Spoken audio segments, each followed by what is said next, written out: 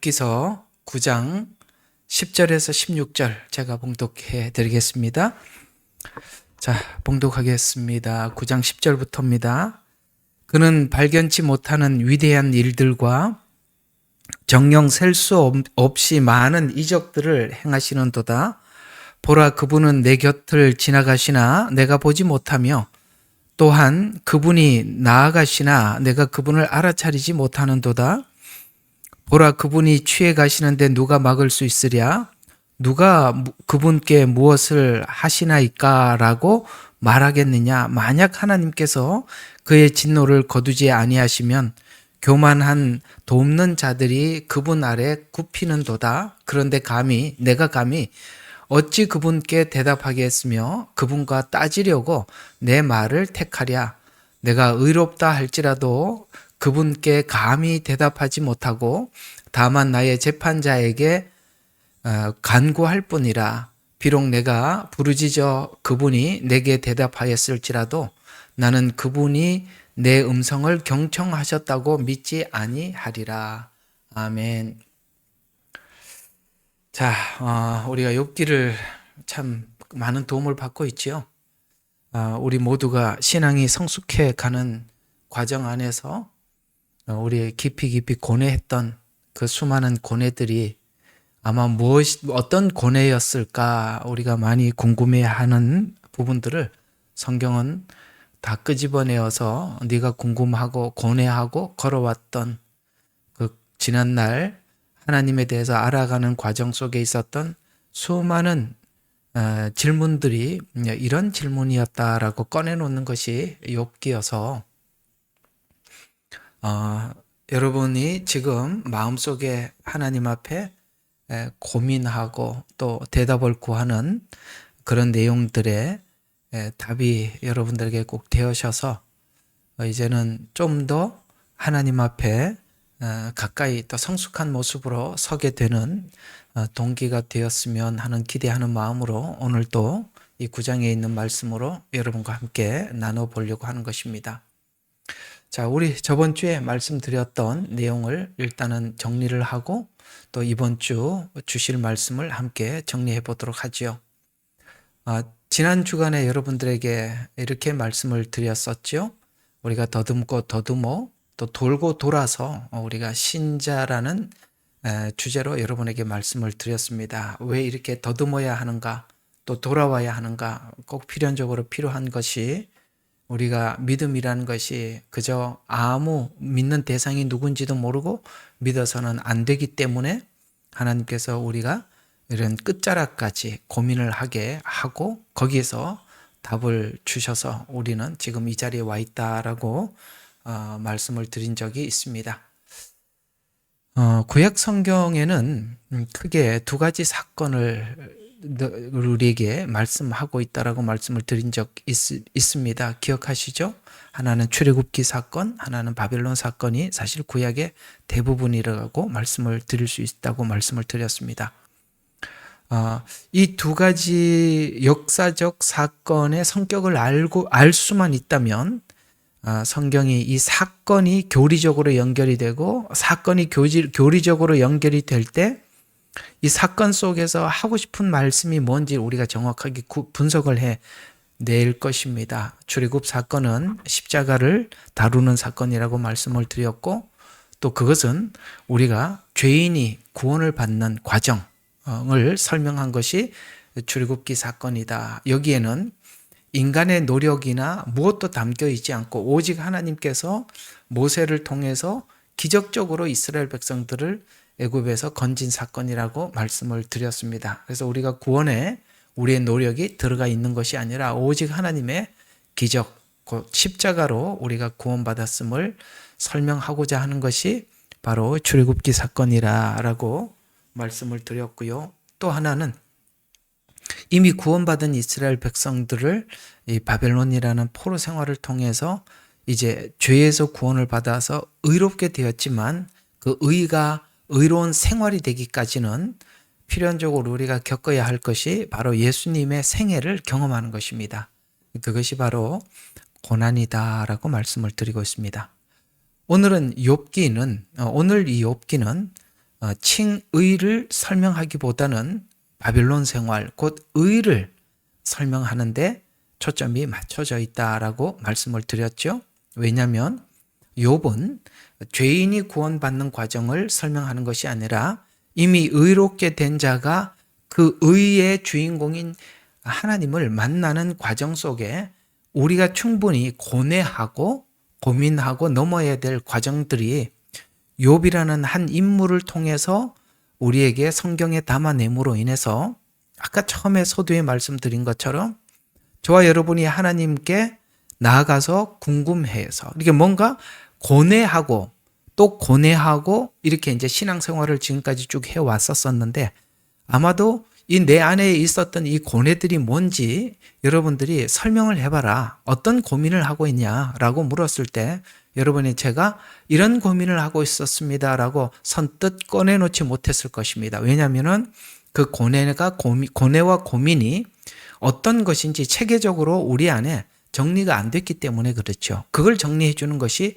욥기니까 아마도 여러분들이 주님을 믿고 따라오면서 지금껏 수많은 갈등들이 무엇이었는지를 아마 이 욥기가 꺼내놔서 우리에게 체계화시켜서 내가 이런 과정을 우리가 지나가고 있었구나라는 것을 우리가 배우게 되는 것이 욥기가 주는 은혜일 것입니다. 그래서 오늘은 이 욥기를 통해서 우리 신자들에게 주는 성경의 가치는 우리 신자들이 하나님께 묻는 질문 중에 이런 질문이 있죠. 하나님, 애굽에서 건지셨던 그 구원의 하나님이 성화에서도 여전히 그 하나님께서 마치 애굽에서 건지신 것처럼 그렇게 건지십니까? 우리를 애굽에서 건지셨던 마치 우리가 십자가에서 그 모든 모진 고통을 겪어내셔서 우리를 구원하신 것처럼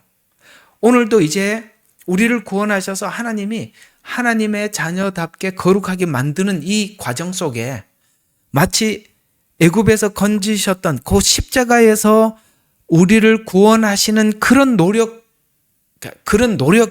노력이라고 이야기해야 되나요?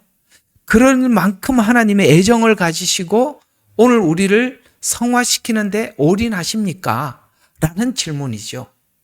바로 이 부분이 성경에는 참 많은 부분에 요한복음에 이런 부분들을 많이 이게 설명을 하셨거든요. 이제 요한복음이 그런 이야기를 하는 겁니다. 마치 예수님 십자가에서 우리를 구원하신 그 노력을 우리 성화에 쏟고 있다라고 하는 게 요한복음이 그 대답을 많이 하고 있는데 뭐 또 가서 또 요한복음에서 살펴보려고 그러면은 이걸 또 다시 또 욥기가 또 요한복음으로 가게 되니까 뭐 거기 가서 또 찾기가 너무 복잡하고 또 그러다 보면 이 욥기 진행이 안 되니까 그냥 일단은 그게 요한복음에 많이 녹아져 있다라는 것을 알고 여러분들이 요한복음을 보기 시작하면 요한복음이 이 하나님께서 이 전능하신 그러니까 요한복음은 예수님은 하나님이시다라는 주제거든요. 그러니까 하나님이신 그분께서 하나님으로서 우리 가운데 오셔서 우리를 이렇게 성화시키 나가는 과정을 우리가 요한복음에서 좀 깨달을 수 있습니다. 요한복음이 어쨌든 그런 이야기들이에요. 자, 어쨌든 오늘 여기 9장에서 좀 포커스를 좀 맞춰서 설명을 해 보려고 하는 것입니다. 자, 우리 욥이 사실은 우리가 이제 성경 전체를 알고 있으니까 욥은 성경을 모르잖아요. 우리는 다 알고 있으니까 우리는 욥기 안에서만 푸는 게 아니라 다른 성경을 막 마음껏 대입할 수 있는 우리가 이미 성경을 가지고 있으니까 욥이 지금 하는 질문이 이런 겁니다. 출애굽기와 같은 질문이 뭐냐면 지난날 십자가에서 구원하신 그 하나님이 지금 욥은 지금 하나님이 이제 뭔가 가치관을 바꾸고 그 다음에 하나님의 거룩한 사람으로 의답게 이렇게 만들어가는 과정 속에 지금 욥이 그런 질문이에요. 우리가 이제 풀어보면 그런 이야기라는 거죠. 하나님 지난날 나를 구원하신 것처럼 지금 현실에도 나의 구원자가 맞습니까? 또 하나는 이스라엘 백성들이 바벨론의 포로로 잡혀간 것이 너희가 이스라엘의 왕이 나다. 하나님이 이제 그렇게 얘기한 거예요. 이스라엘의 주인, 이스라엘의 왕은 나다. 그런데 그 하나님이 이스라엘의 왕인 것이 얼마나 그들에게 행복한지 모르고 있거든요. 행복한지 모르니까 바벨론이라는 왕 아래 붙여서 하나님을 왕으로 모시고 살아가는 것이 얼마나 행복한지를 이 바벨론이라는 왕 아래에서 통치를 받으면서 비교해 보라는 겁니다. 지금 그게 바벨론 포로 생활이거든요. 그렇다면 오늘 신약에 온 신약의 시대를 살아가고 있는 우리 성도들에게 하나님이 하신 말씀이 뭐냐면은 내가 너의 아버지라고 말씀하거든요. 성경에는 내 아버지 너의 아버지라고 했으니까 구약에서는 왕이라고 말씀을 하셨고 신약에는 아버지라고 했잖아요. 그러니까 오늘 우리가 항상 하나님 앞에 또 묻는 질문이 그겁니다. 하나님이 과연 나를 통치하시는 왕이 맞으신가? 신약에서 하는 질문대로 표현하자면 하나님이 정말 내 아버지신가? 라는 질문을 지금 욥은 하고 있고 그 답을 찾아가고 있는 것이죠. 우리가 신앙생활하면서 예수님을 믿으면서 그런 질문들을 하나님 앞에 여러 번 해봤을 것입니다. 하나님, 지난날 나에게 찾아오셨던 그 하나님이 여전히 나의 통치자가 맞습니까? 내 아버지가 맞습니까? 라는 이 질문을 하나님 앞에 끊임없이 하고 있지만 9장에서는 이제 오늘 9장에 왔으니까 9장에서는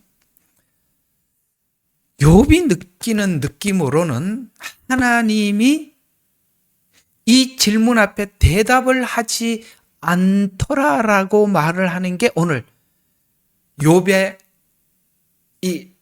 하나님 앞에서 자기가 느끼는 그 하나님에 대한 답답함을 토로하고 있는 것입니다. 하나님, 내가 지금 하나님이 의로우셔요. 근데 그 하나님의 의에 내가 과연 도달할 수 있을까요? 내가 하나님의 의에 도달해야 하나님의 영광이 내 영광이 되는데 나는 그 하나님의 의를 찾기 위해서 내 마음은 간절한데 하나님 앞에 이렇게 부르짖어 외쳐도 하나님은 이상하게 부재 중인 것 같습니다. 이 부재 중이요, 9장에서만 부재 중이 아니거든요. 어디까지 갑니까? 거의 끝까지 부재 중입니다. 오늘 여기 이제 참 중요한 한 이야기가 있는데 여러분들이 지금 이야기를 좀 알아들으셔야 되는데 항상 제가 이게 욥기가 쉽지 않아서 만만치 않은 거 제일 이렇게 제 마음속에 그게 있어요. 좀 잘 알아듣고 있나라는 겁니다. 근데 우리는 사실 욥이 돼 있는 상태에서 욥기를 들어야 되거든요. 그러니까 우리가 욥 밖에서 욥을 들으면 이 욥이 지금 왜 이렇게 중리사니 뭐 이렇게 하나님 앞에 뭐 그냥 이쯤에서 끝내지 왜 끌고 가는지도 잘 모르고 왜 하나님은 대답하지 않고 그냥 질문만 계속하고 묻고 있는데 하나님은 왜 아무 대답을 하지 않고 이걸요. 그러니까 여러분이 다 설교자인 저도 욥이 돼야 되고 여러분들도 지금 욥이라는 마음에서 지금 이렇게 들어보면 이 이야기가 굉장히 심오해요. 어떤 측면에서 심오하냐면 끝에 가보면 욥이 이렇게 하나님 앞에 고백하잖아요. 하나님, 지금까지 귀로 들었습니다 라는 이야기는 남의 이야기로 들었다는 겁니다. 다른 사람들이 설명해 주는 거로 들었다는 이야기거든요. 근데 이제 끝에 가면 내가 하나님을 눈으로 뵙습니다 라고 이야기를 합니다. 그러니까 이게 뭐죠? 제3자가 가르쳐 주셨던 하나님이 지금 내 눈앞에 와 있습니다. 내가 직접 대면합니다 라고 그 자리로 가려면 이제 중요한 게 요 지점이에요. 그 지점에 하나님의 눈으로 보려면 뭘 해야 되냐면 저와 여러분이 꼭 해야 되는 게 하나 있어요. 그게 뭐냐면 예수님께서 가신 길을 우리가 함께 걸어야만이 그분을 볼 수 있어요. 이게 어려운 이야기죠. 그럼 예수님이 간 길이 뭘까요? 성육신이죠. 그분이 하나님 보좌를 버리고 이 땅에 오셨던 그분을 충분히 내 안에서 그냥 하나가 돼서 막 섞여서 뒤돌아 막 이렇게 같이 가보지 않으면 몰라요. 우리의 기득권을 예수 그리스도를 위해서 우리가 내려놓지 않을 때, 주님은 하나님이라는 그 보좌를 버리고 이 땅에 왔다는 것은 하나님이라는 그 기득권을 버리고 사람의 모양으로 왔다는 것은 이 율법 안에 들어온 거예요. 이 하나님의 그 정성 어리고 깊고 깊은 그 마음을 우리가 알지 못하면 주님과 연합이 안 돼요. 늘 남이 얘기하는 하나님이지, 귀로만 듣던 하나님이지 내가 눈으로 볼 수 없어요. 우리가 주를 위해서 여러분들이 많은 희생을 하는 게 있을 겁니다. 그거를 하고도 정말 엄청난 일을 하셨네요. 정말 귀한 일을, 예를 들어서 여러분들이 주를 위해서 남모르게 엄청 희생을 하고 양보를 하고 그랬어요. 그러면 우리가 어떤 생각이 드냐면, 내가 남을 위해서 이렇게 성도들이 그러니까 여러분에게, 그러니까 하여튼 저로 표현하자면 여러분들을 위해서 이렇게 여러분 영적 양육을 위해서 남모르게 한 것들이, 하나님만이 아는 것들이 많이 있겠죠. 여러분들이 가족 구원을 위해서 한 것도 있겠죠. 또 여러분들이 교회를 위해서 나름 희생하는 것도 많이 있을 겁니다. 그런 것처럼 우리가 그걸 하고도 나 이렇게 했어 라고 사람들에게 내 수고에 대해서 화답을, 그러니까 인정을 받지 못하더라도, 예를 들어서 하나님께서, 예수님은 하나님이신데 모든 기득권을 내려놓고 율법 속으로 들어왔잖아요. 그게 우리에게는 아무렇지도 않아 보이지만 예수님은 자기의 모든 것을 내려놓은 겁니다. 하나님 보좌도 내려놓고, 그분이 율법을 주신 분이 율법 안에 들어와서 율법에 의해서 죽음을 당합니다. 그런 줄 알면서 오셨다는 거죠. 사실은 우리는 예수님께서 우리를 구원하시기 위해서 치르셨던 수많은 감내, 희생, 고난, 이것을 우리가 함께 겪어보지 않으면 예수님은 전부 다 남들이 설교한 예수님이지 내 예수님은 아니라는 거죠. 그걸 하려면은 욥이 지금 그게 얼마나 힘들고 고통스러운지 지금 앞에서 수많은 걸 잃어버렸어요.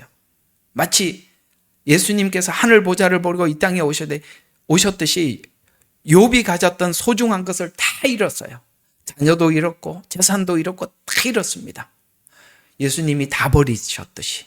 그렇다고 욥이 스스로 버린 게 아니라 하나님이 뺏어갔죠. 왜요? 그것이 버리심이, 하늘 보좌를 버리시고 이 땅에 오신 성육신이 뭔지 깨달으려면 가지고는 모르죠. 하나님이 다 걷어가셨습니다. 거기에 온몸에 악창이 나서 지금 견딜 수 없는 이 시간을 보내고 있습니다. 예수님이 이 땅에 오셔서 과연 그 율법 안에 들어오셔서 견딜 수 있었다고 생각합니까? 하십니까? 견딜 수 없는 엄청난 일들을 겪고 있는 것입니다. 더 나아가서 아무도 예수님께서 왜 그렇게 우리를 위해서 바리새인들과 서기관들과 제사장들 앞에 그렇게 밤중에 재판을 받아야 하는지, 그때 왜 예수님은 아무 말도 변명도 하지 않고 그걸 다 수모를 겪어야만 했는지, 왜 빌라도 법정에서 예수님은 그저 그 불합리한 판결을 받아들여야 했는지를 우리는 지금 알지 않아요. 왜요? 우리를 위해서 그렇게 하셨다는 걸 아는 그 하나님이 밖에 있어요. 그냥 알고 있다. 우리는 바깥에서 들었지, 내가 몸소 실제 우리 주변에 있는 많은 사람들이 예수님을 괴롭혔듯이 우리에게 그렇게 괴롭혀서 내가 몸으로 느끼지 못하면, 내가 받아내지 못하면 눈으로 보지 못하는 거예요. 바로 지금 이 과정을 가고 있는 거거든요. 이 과정 속에, 이 과정이 얼마나 힘든지 욥도 정말 위태위태해 보이는 그 같은 과정을 쭉 가고 있지만 결국은 가냅니다. 결국은 가죠. 그래서 하나님께서 중간중간에 욥을 격려하기 위해서 나타나지도 않고 끝까지 묻게 하고 찾게 하고 두드리게 합니다. 이 말씀 여러분 마태복음 7장에 보면 구하라, 찾으라, 두드려라 라고 합니다. 그런데 보세요. 여러분과 제가 구하고 찾고 두드리는 것은요, 어떤 것들일까요? 우리 마태복음 7장 잠깐 정리를 할 필요가 있어서 한번 7장으로 요거 한번 정리를 하고 지나가는 게 좋을 것 같아요. 언젠가 내가 요걸 좀 여러분들에게 정리를 해드려야지 했는데 이왕 나온 김에 한번 정리를 해봅시다. 여기 앞에 보면 이런 이야기가 나옵니다. 자, 7장 4절 보십시다. 내 눈 속에 들보가 있는데도 내 눈에 티를 빼내주라고 내 형제에게 말할 수 있느냐? 자, 이건 뭐죠? 율법이 하는 거죠.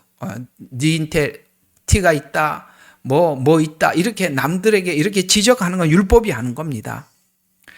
그러면서 5절인가 위선자여 내 자신의 눈에 있는 들보를 뽑아내라. 그리하면 밝히 보고 내 형제의 눈에서 티를 빼내리라. 거룩한 것을 계획에 두지 말고, 왜 이 이야기가 지금 연결이 안 되는 것 같은데 굉장히 아주 예리하게 연결이 되어 있습니다. 이 말씀은 율법으로는 남들에게 뭘 바뀌면 돼? 남들의 티가 보이고, 남들의 티가 보여. 사실은 자기가 율법으로는 자기 들보가 있는데 보지 못하고 남의 티만 보는, 이게 늘 남을 정죄하는 것밖에 못 돼요. 근데 이상하게 다음 이야기가 거룩한 것을 개에게 주지 말고 진주를 돼지에게 던지지 말라는 말이 왜 이게 어떻게 연결이 될까라고 생각을 하지만, 여기 말하는 거룩한 것과 진주는 복음을 이야기하는 것입니다. 그러니까 지금 아직 율법적 이해 속에서 하나님을 보려고 하는 사람들에게는 이 복음을 보이지도 않을 뿐만 아니라 뭘 아무것도 할 수 없어요. 그러니까 지금 사실은 이런 이야기가 되는 거예요. 그러니까 답답해해야 된다는 거예요. 그러니까 율법을 가지고 남에게 적용시키지 말고 자기에게 딱 적용시키는 순간 우리는 정말 기가 막히는 자기의 모습을 보는 거예요. 그래서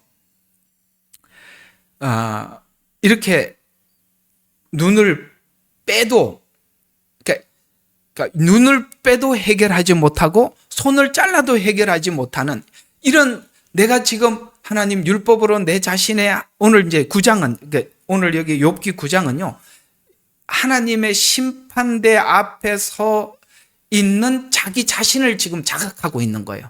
그러니까 하나님의 그 재판정 앞에 율법이라는 관점에서 내가 재판을 받게 된다면, 이렇게 그걸 가정을 하고 지금 9장이 설명을 하고 있는 거거든요. 그러면은 9장을 한번 우리가 상상을 해봐요. 내가 하나님이 이제 재판관이에요. 나는 지금 하나님 앞에 재판을 받아야 하는 죄인으로 서 있어요. 그때 욥이 느끼는 감정이 뭐냐면, 내가 무슨 말을, 어떤 말을 한다고 하더라도 그 말 자체가 전부 다 나에게는 하나님 그 거룩하신 재판장 앞에서 모두 심판의 이야기일 뿐, 내가 하나님 앞에 뭘 가지고 의롭다고 내세울 수 있을까? 만약에 누군가가 내 사이에서 중보자, 우리가 이제 재판정에 가면은 나를 변호해 줄 사람이 변호사잖아요. 이 중재자가 없이는 나는 그 하나님의 그 심판을 감당할 수가 없어서 그 율법 앞에 서 있는 자기의 형편을 바라보고, 하나님, 내가 지금 아무것도 내 의를 하나님 앞에 내세울 거고 그 심판의 결과는 내 눈에 뻔해 보이고, 하나님 어떻게 하면 좋습니까? 어떻게 하면 좋습니까? 이걸 지금 하나님 앞에 계속 이제 친구들은 율법을 가지고 정죄하기 시작하고 이제 계속 앞으로 그 얘기가 될 거죠. 새 친구는 계속 율법이라는 관점을 가지고 지금 고난을 풀어가고 있단 말이에요. 지적을 하고 있단 말이에요. 그런 것처럼 율법이라는 관점 안에서 자기 자신을 봤을 때는 이제는 자기가 해결할 방법이 없어요. 쉽게 말해서 로마서 표현대로 하자면 율법으로는 죄를 깨달음이라, 죄가 보여진단 말이에요. 오늘 여기 마태복음 7장에서 율법을 가지고 남을 지적하는 데 쓴 사람들은 아예 아무것도 접근할 수가 없고, 지금 욥은 율법이라는 관점을 가지고 자기를 봤을 때 자기 안에 들보가 보이고 재판장 앞에서는 판결이 뻔하단 말이에요. 내가 하나님 앞에 뭘 하나 꺼내놓으려. 옛날에 뭐예요? 하나님 앞에 혹시나 죄를 지으면 용서해달라고 하나님 앞에 그렇게 자기 의롭게 살았던 그것을 꺼내기도 부끄럽다는 거예요. 왜요? 그 자체가 꺼낸다는 그 자체가 죄니까. 하나님, 나는 죽었습니다. 그래서 로마서가 말해, 율법이 오자 나는 죽었고 죄는 살아났다, 이 말이에요. 지금 그대로 표현하고 있네요. 현실적으로 지금 욥이 느끼고 있는 거예요.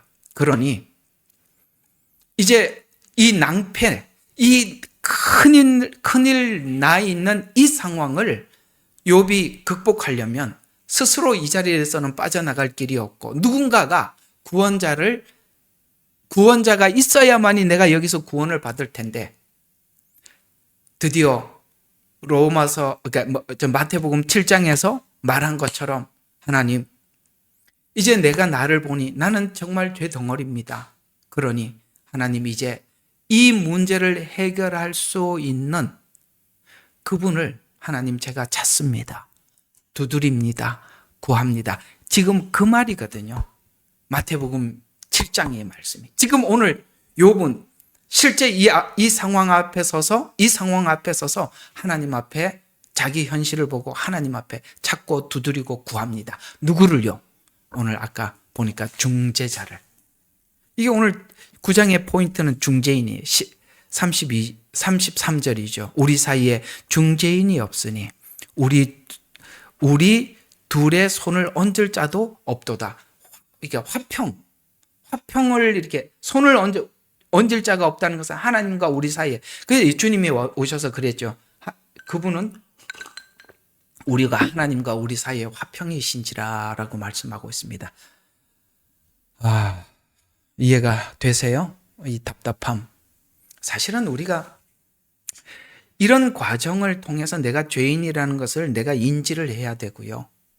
그러니까 이런 과정을 통해서 내가 어떻게 구원을 받고 용서를 받았는지 내 안에 깊이 이렇게 새겨져서 우리가 구원을 이해를 하고 있어야 되는데, 그러니까 이게 너무 중요한 과정이에요.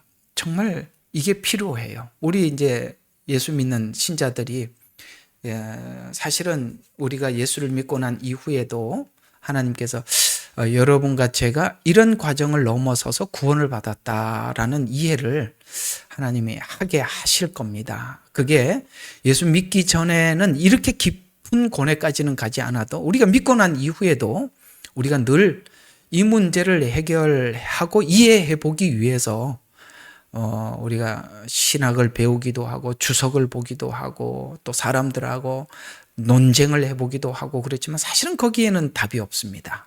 그건 하나의 좀 더 우리의 고민을 깊게 만들 뿐이지, 우리가 칼빈도 그 문제를 해결할 수 없었고 알미니안도 그 문제를 해결할 수 없었고 어떤 훌륭한 신학자도 이 문제를 해결하지 못했습니다.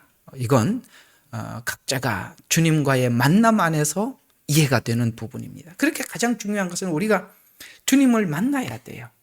만나려면 주님이 가신 길을 내가 걸어봐야 돼요. 걸으려면 오늘 여기 욥이 걸어갔던 이 고난은 필연적이다라는 것입니다. 욥이 이 과정을 걷고 있는 욥기 9장의 위치는 하나님이 설정해 둔 길을 가는 과정에서 자신이 질문을 할 것 같지만, 하나님, 내가 왜 이렇게 모든 걸 뺏기고 내가 왜 이렇게까지 하나님 앞에 이렇게 고민스러워야 하며 내가 온몸에 이렇게 악창으로 고통을 받고 친구들은 와서 답이 안 되는 이야기를 내가 왜 이를 듣게, 왜 이런 환경을 만들었습니까? 라고 하나님 앞에 항의하는 게 아니라, 놀랍게도 지금 욥이 이게 내가 하나님 앞에 항의하고 하나님 앞에 묻고 질문을 하고 이렇게 많은 질문을 할 것 같지만, 놀랍게도 지금 9장에 와서 욥은 어떻게 생각이 바뀌어가고 있냐면, 내가 하나님 앞에 질문을 한 게 아니라 하나님이 나에게 질문을 할 거를 생각해 보는 거예요. 여기 지금 엄청나게 뒤바뀐 상황이거든요. 한번 생각해 봐요. 우리가 굉장히 어렵고 힘들고 하나님 앞에 고난을 받을 때 나는 하나님 앞에 물을 게 많다. 하나님 앞에 묻고 싶은 게 많다. 나는 왜 이래요? 왜 이래요? 저는 왜 그래요? 이렇게 묻고 싶었죠. 근데 이상하게 지금 욥은 지금 반대로 생각하는 겁니다. 내가 물을 게 많은 게 아니라 하나님이 나에게 뭔가를 무슨 말을 꺼내더라도 내가 거기에 대해서 답변할 혹은 꺼내놓을 어떤 것도 없구나라는 걸 발견하기 시작한 거예요. 엄청난 발전 아니에요? 엄청난 발전이잖아요. 하나님 앞에 부끄러워서 내가 감히 어떻게 설 수 있을까? 하나님이 나에게 묻는 질문에 내가 과연 대답할 수 있을까? 이 부끄럽고 초라한 의의를 율법 몇 개 지키고 하나님 앞에 신앙생활 철저하게 하고 이게 과연 하나님 앞에 꺼내놓을 만한 조건이 될까? 하나님의 질문을 생각해 봅니다. 많이 발전했죠. 여러분 그렇게 발전해 나가야 되는 것이에요. 욥은 이제 인간의 이성과 생각으로 감히 하나님을 담을 수 없다는 것을 드디어 캐치하고 이제 질문이 아닌, 잘 들어요, 이제는 하나님 앞에 묻는, 하나님 왜 이래요 저래요 이렇게 묻는 것이 아니라 이제부터는 하나님을 바라보는 시각이 뭔가 바뀌어지기 시작합니다. 그게 뭐냐면 바로 믿음으로 하나님의 말을 다 받기로 결정을 한 거다. 결정을 하는 것입니다. 그래서 오늘 여기 보면 어떤 이야기가 쓱 꺼내지기 시작하느냐면 5절부터 이런 이야기가 나옵니다. 그가 산을 옮기셔도 그것들을 모르며 그의 진노로 그것을 무너뜨리라. 그가 땅을 그 자리에서 흔드시니 그 기둥이 흔들리고 해를 명하시니 해가 떠오르고 그 다음에 떠오르나지 아니하고 그 다음에 별들이 봉사하고 그는 홀로 하늘을 펴시며 이거 창조를 이야기해요. 바다가 파도 위를 그를 밟으신다. 하나님 이 창조를 지금 생각. 이게 뭡니까? 이건 전부 다 아까 지금까지는 친구들이 이제 지금 8장에 소발이 한 이야기가 있죠. 자꾸 하나님을 풀어내는 과정 속에서 자꾸 이성과 신학과 교리와 이런 걸 가지고 하나님을 접근을 했는데 이제는 포기하기 시작하는 거예요. 하나님, 이제는 하나님이라는 그 광대함은 절대 우리의 이성과 종교로 담을 수 없습니다. 그러니 이제는 하나님께서 우리에게 하신 모든 것을 이제 욥이 그거예요. 지금 창조를 이야기하는 것은 저는 그건 이해할 수 없는 거예요. 어떻게 창조를 이해하겠어요? 빛이 있으라 그러는데 빛이 있어. 그걸 어떻게 설명을 하겠냐 이거예요. 그러니 이제는 뭘 하기로 시작했냐면 하나님, 저는 이제 하나님의 모든 말씀들을 제가 믿음으로 받겠습니다. 드디어 질문이 아니라 믿음. 여기서 이제 딱 바뀌었습니다. 여러분, 요게 혹시 여러분들 여기까지 오신 분이 있을기도 하고 아직도 하나님 앞에 끊임없이 묻고 하시는 분도 있을 텐데 여러분이 이제 묻는 이야기들이 믿음으로 받아들여지기 시작할 때 여러분에게 유익이 시작됩니다. 자, 이게 히브리서 4장에 나와요. 한번 볼까요? 참 성경이 그 이야기를 한 거거든요. 4장 6절입니다. 여기 보면 이렇게 말씀하고 있습니다. 4장 6절에 보면 그러므로 누군가가 거기에 들어가야만 하는 일이 남아있으나 이제 가나안 땅에 들어가야 할 일이 남아있으나 먼저 복음을 들은 자들은 믿음 없음으로 인하여 들어가지 못한 것이라. 아멘. 자, 열정탐꾼이 하나님이 약속하신 미래, 우리 이제 재림이죠. 가나안 땅은 재림을 이야기하는 것입니다. 주님이 오셔서 통치할 나라를 이야기하는 것입니다. 이제 복음적으로 그런 이야기잖아요. 근데 그 1세대들이 나와서 그것을 정탐을 하기 위해서 여호수아와 갈렙과 12정탐꾼이 들어갔습니다만 10정탐꾼은 전부 다 부정적인 보고를 하지만 두 정탐꾼이었던 여호수아와 갈렙은 거기 있는 사람들을 보는 게 아니라 하나님이 약속한 약속만 생각해요. 거기 사람이 안 보여.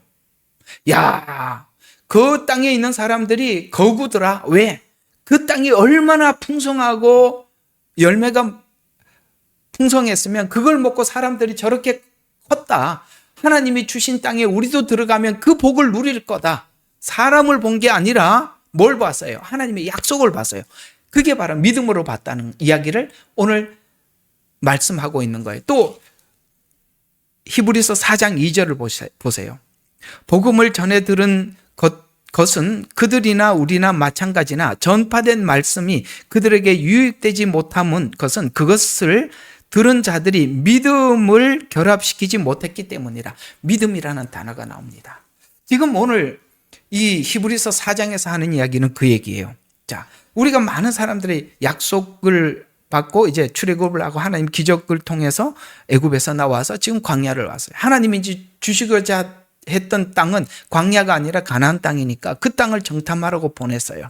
그렇다면 이 꺼내셨던 그 하나님께서, 이 애굽에서 꺼냈던 그 하나님이, 기적으로 꺼냈던 그 하나님이 이제 그 땅도 주시겠다고 약속했다면 그 기적을 베푸신 그 기적으로 그 땅도 주실 텐데 여호수아와 갈렙은 믿음으로 봤어요. 왜? 앞에 있었던 과정에 있었던 이 상황을 믿음으로 봤기 때문에 앞으로 미래에 약속한 것도 믿음으로 봤어요. 그런데 나와서 따져본 거예요. 열정탐구는 따지기 시작한 거예요. 야, 거기 가보니까 사람들, 우리가 싸워야 될, 대적해야 될 사람들이 너무나도 크더라. 우리는 거기 메뚜기 같더라. 이렇게 보았고, 두정탐구는 믿음으로 봤기 때문에 야, 하나님이 주신 땅에 있는 것을 얼마나 풍성했으면 먹고 저 사람들이 저렇게 건강할까, 그렇게 튼튼할까, 우리도 그 땅에 들어가서 누리자라고 그들은 믿음으로 봤던 것입니다. 바로 이 지점입니다. 지금 욥과 욥 친구들이 지금 많은 부분들을 하나님을 이성으로 담고 종교로 담고 그 다음에 지식으로 담아보려고 노력을 했었어요. 도저히 담아지지 않는다는 것을 알고 지금부터 욥은 하나님의 창조를 생각하면서 그 창조하신 하나님이 애굽에서 우리를 이제 우리로 표현하면 지금 여기는 창조밖에 못 봤으니까 욥기가 가장 오래됐다고 했잖아요. 여기는 뭐 모세오경도 없는 시대에 욥이 있었던 거니까 욥은 하나님의 전능하심을 오직 창조로만 이해할 수밖에 없으니까 그 창조하셨던 그 하나님께서 그 창조한 능력으로 이제 지금 욥은 뭔가를 나에게 이 고난을 통해서 뭘 만들어가고 있다는 것을 어렴풋이 느끼기 시작하는 겁니다. 그래서 이제는 하나님께서 이 일을 시작하신 것에 대해서 질문을 하지 않고 하나님 관점을 돌리기 시작하고 믿음으로 받기 시작하는 겁니다. 자, 이 지점이 어떤 지점이냐면 여러분 저하고 이렇게 성경 공부하면서 설교를 들으면서 아마 저는 지금 여러분들에게 항상 이걸 염두하면서 설교를 하거든요. 관점을 바꾸는 겁니다. 여러분들이 지금까지 여러분 입장과 여러분 관점에서 하나님을 연구하고 해부하고 생각하고 담아보려고 노력을 했을 거예요. 근데 담아지던가요? 오늘 욥이 그걸 항복한 거예요. 아, 하나님 안 담아집니다. 그러니 지금 욥이 이제는 내가 그걸 내 머릿속에 담지 않고 모든 것을 하나님의 하신 일들을 내가 믿음으로 그냥 받겠습니다 라고 딱 관점이 바뀌어지는 겁니다. 저는 지금 여러분들에게 설교를 여러분 관점에서 하는 게 아니라 하나님 관점에서 해드리고 있어요. 그러니까 여러분들이 지금 궁금하고 여러분들이 담으려고 했던 것들이 깨지면서 뭐가 생기기 시작하느냐면 그 하나님이 그런 거구나, 와, 그런 거구나 하고 이렇게 여러분들이 막 놀라는 이유가 뭐냐면 바로 하나님 관점에서 여러분들에게 설명을 해주기 때문에 그런 거예요.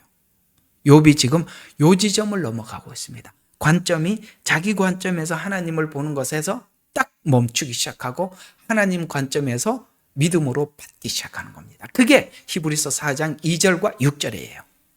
믿음과 결합시키지 못했기 때문에 그들에게 유익이 되지 못했다. 하나님의 말씀이 왜 유익이 되지 못했느냐? 믿음으로 연합하지 못했기 때문에.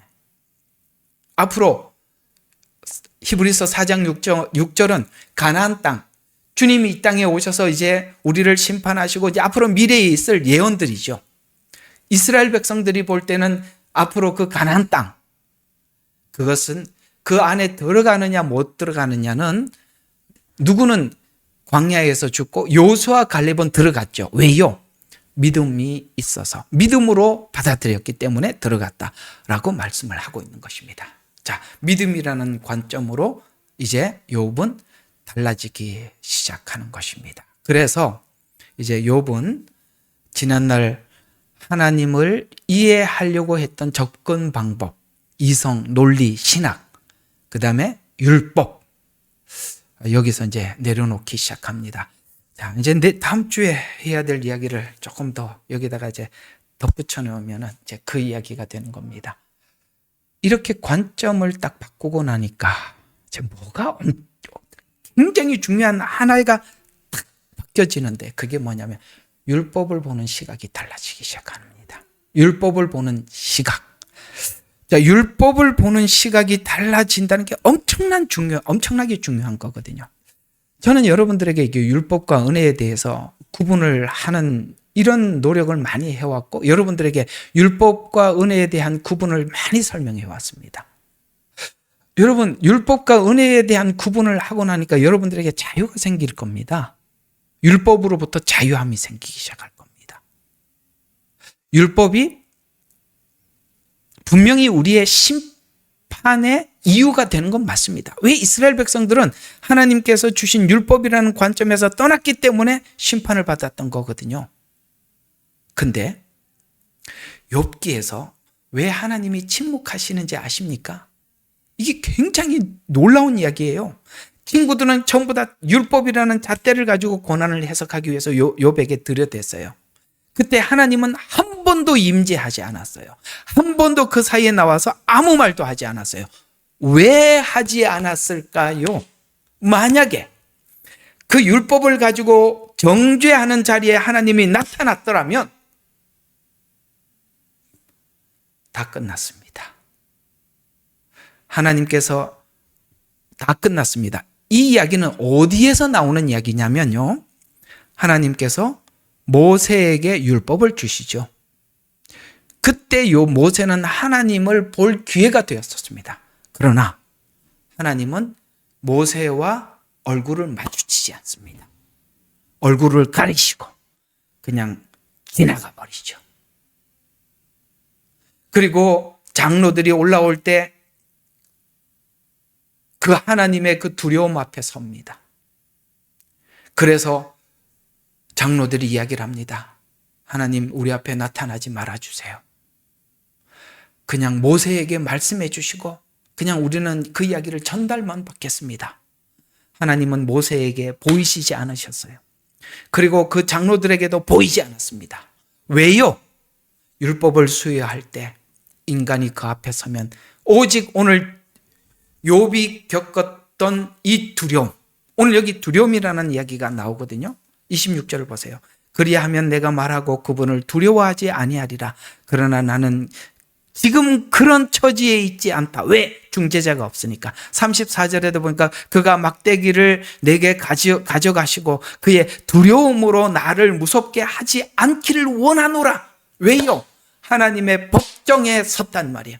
하나님의 율법이라는 관점으로 자기를 보니까 오직 사망 이외에는 아무것도 없어. 하나님이 무슨 판결을 내려도 나에게는 사망 이외에는 아무 결정이 없으니까 하나님이 지금, 잘 들어요, 부재중으로 나타나야 하는 겁니다. 놀랍지요? 부재중으로 나타나. 하나님이 얼굴을 언제 거둘까요? 그렇습니다. 은혜를 베풀 때 얼굴을, 수건을 걷는 것입니다. 그것이 바로 예수님의 성육신입니다. 주님이 얼굴을 걷고 실제 육체로 이 땅에 오시죠. 오늘 참 이 이야기가 굉장히 고급스러운 이야기라서 한 번 더 정리를 할게요. 계속 하나님 이렇게 부재중일 수밖에 없어요. 왜 하나님은 이 율법이라는 이 관점 안에서 이렇게 깊고 깊은 고민의 시간을 길게 가져야 되느냐면, 은혜를 빛나게 하려면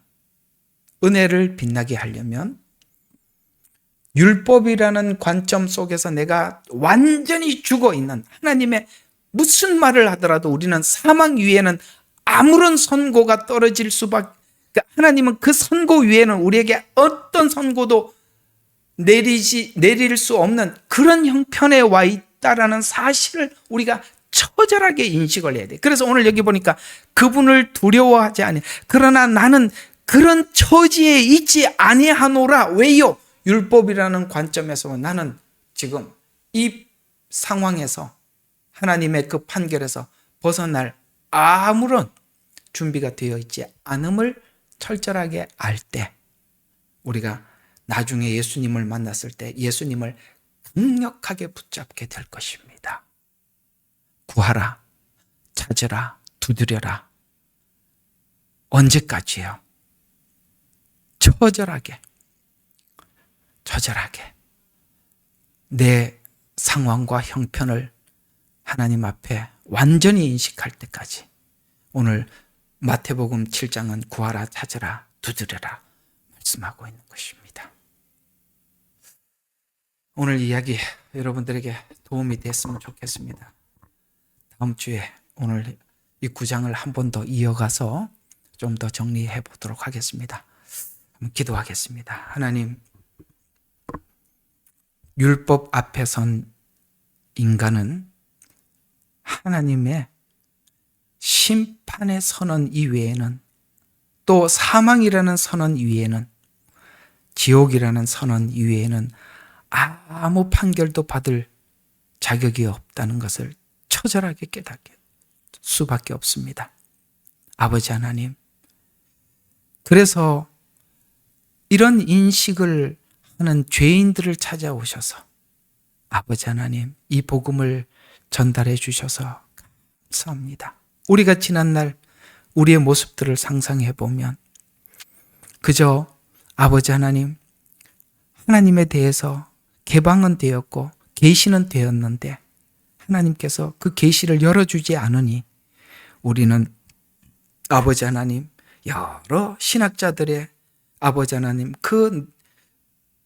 신학자들의 견해를 통해서 성경을 담아보려고 노력했던 때도 있었습니다만, 그러나 우리는 주님을 직접 만나지 않고는 결코 해결될 수 없는 성경, 아버지 하나님, 이 지점에 욥은 와 있고 이 지점을 우리가 넘어서서 오직 하나님께서 하신 모든 것을 믿음으로 받아야만이, 믿음으로 받지 않으면 어떤 것도 우리가 열리지 않는다는 사실을 알게 해준 이 욥기 9장입니다. 하나님, 우리가 9장, 10장, 11장 한 장 한 장 넘어갈 때마다 하나님, 우리 신앙이 그리스도 예수 안에서 차근차근 질서 있게 정돈되게 해주셔서 아버지 하나님, 우리 신앙이 성경이라는 체계 아래 뚜렷하고 명확하게 세워질 수 있도록 하나님, 이 부족한 종의 입술도 주관해 주시고 듣는 우리 심령들의 마음도 열어주셔서 하나님, 교감할 수 있도록 성령님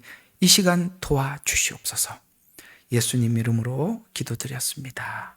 아멘. 예레미야의 눈물은 시대에 맞는 말씀 선포와 변질되지 않은 순수 복음을 외치고 있습니다. 함께 연결되어 하나님께 예배드리며 이 마지막 때에 하나님께 쓰임받길 원하시는 분은 카카오 채널로 연락 주시면 연락드리도록 하겠습니다. 고정 댓글에 채널 경고와 착제에 대비한 예비 채널과 제2채널 링크를 올렸습니다. 이 채널 또한 구독 부탁드리겠습니다. 감사합니다.